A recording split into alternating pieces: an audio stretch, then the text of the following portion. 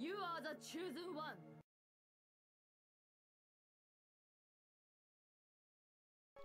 Hello, and welcome back to Chosen One Studios. I'm your hostess Corinne. Today we'll be doing another Capcom game. Here we see it's NOM Engineer Work System, model CPS 9204 loading up. Besides the caches there, what's amusing is the real memory and available memory, all those terabytes, is still very impressive. So we can see that was invented quite a bit of ways from now. Log in Dr. Kane, and we're opening up some files here. First is Mega Man X's specifications. His head is equipped with the broad-eye camera, voice recognition system, voice generation system. He's got too much stuff for you to be able to read very quickly without slowing it down. He's pretty good at what he does, though, and that's pretty much what all that stuff says. He's got reactive armor skeleton, and he's got some titanium X alloy. But the really important thing about this intro? Warning. X is the first of a new generation of robots which contain an innovative new feature, the ability to think, feel, and make their own decisions. However, this ability could be very dangerous. If X were to break the first rule of robotics, a robot must never harm a human being. The results would be disastrous, and I fear that no force on Earth could stop him. Approximately 30 years will be required before we can safely confirm his reliability. Unfortunately, I will not live to see that day, nor do I have anyone to carry on my work. Therefore, I've decided to seal him in this capsule, which will test his internal systems until his reliability has been confirmed. Please do not disturb the capsule until that time. X possesses great risks, as well as great possibilities. I can only hope for the best. September 18th, 20XX, Dr. Thomas Light, or T-Light there. So what was the plot? They found X, they dug him up, and then they started duplicating his design. And some of those robots, since they could break the laws of robotics, did. And that's what we have our problem is here. What will I be doing? We'll be taking down their leader, the Maverick Hunter Sigma, because he's one really annoying bugger. I'll be doing it with only the dash, no weapons, no special abilities, nothing like that at all. One thing I'm just going to show off really quick here, the dash button can be set to A. I like to set it to R. Not only is this sort of cool and is used in the Zero games, but it was actually hinted to me to do this with Mega Man X by Songs in the Morning. She does is doing a Let's Play right now of Sky Road's a fun DOS game, and which you can get for free and play legitimately. But now we're going to start this Let's Play. And here we are at the first level. Much like Mega Man 7, you start out on a cityscape, so some cars going around you. They can't hit you, but they're kind of cool, and the red one looks kind of damaged. Before you get to choose your first of the 8 Robot Masters, you have to go through a small introductory stage with some easy enemies, such as a Spiky. They're just wheels that roll at you, then fall over and explode if you don't destroy them fast enough, or ram into. The blue thing is a Gunvolt. It's a tank with a lot of health that has 2 identically animated attacks with totally different dodging. Either missile attack or electricity that rolls along the ground. So kill them before they get a chance to use either. Just run up to them and shoot as fast as possible, they'll die. These guys are called Crushers. As you saw earlier, they can destroy the ground below you, so you really want to destroy them as fast as possible, and not by attacking them from just the top half, or the spike will fall down and destroy the road anyway. But if you destroy the bottom half, it travels up and destroys them entirely. You destroy them when they're all together. Sometimes they'll explode as one, sometimes they won't. If they're all together and they haven't dropped anything yet, then you're good. As you can see, it's actually better to get close to the Gunvolts, because before they open up, they're harmless, and you get them out of the way faster. These guys are called B-Bladers. They've been the cause for a couple of outtakes, because that missile attack is a little bit hard to see. It always makes you feel a little bit frantic. But they have 3 attacks. That missile attack, shooting at the ground in front of you so you do not want to get close to them, and dropping Ball DeVoe.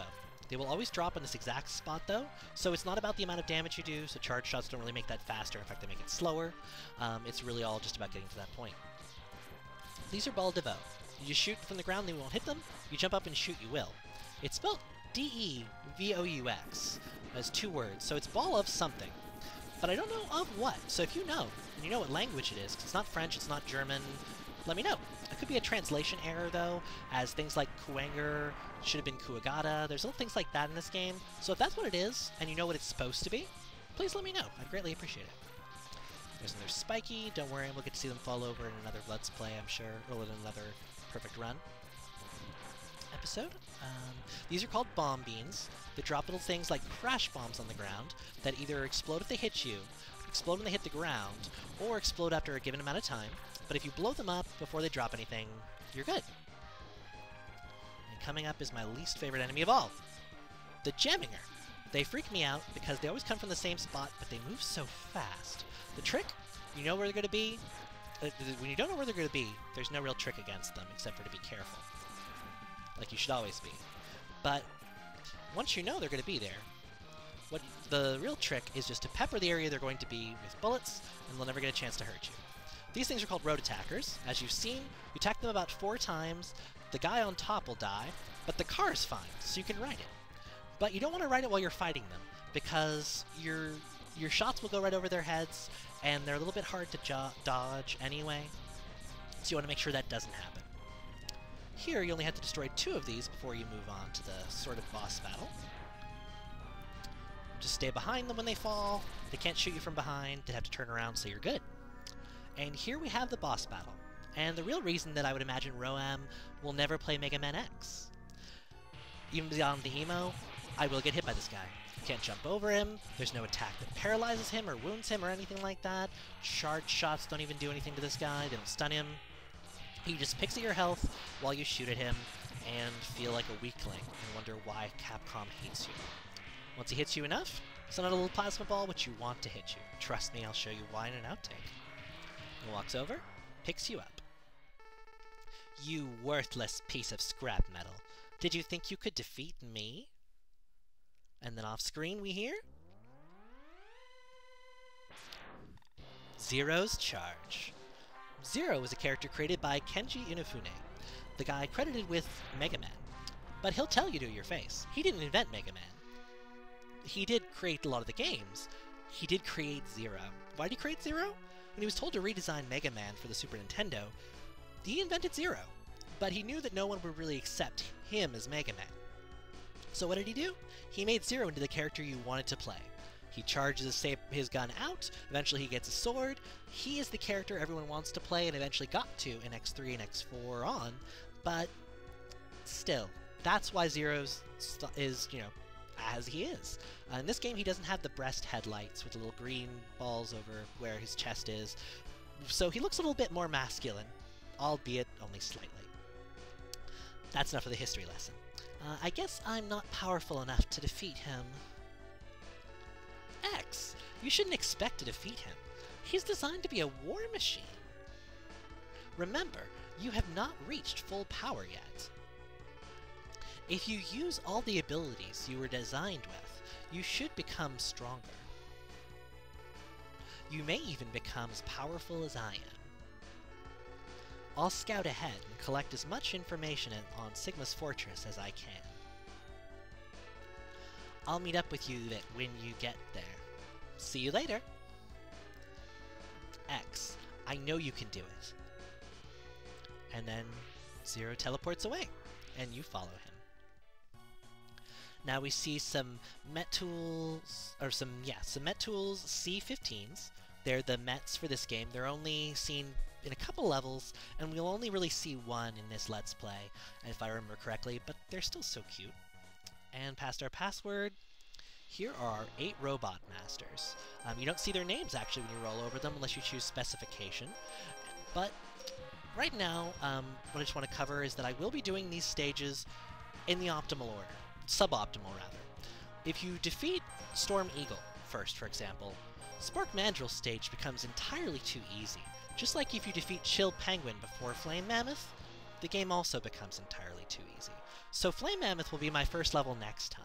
I'll be doing Chill Penguin after that, because this game really was designed with the dash in mind. But with that said, that's really all there is of this episode. I hope that you enjoyed, and now we'll cut and show some outtakes, and do some difficulty analysis.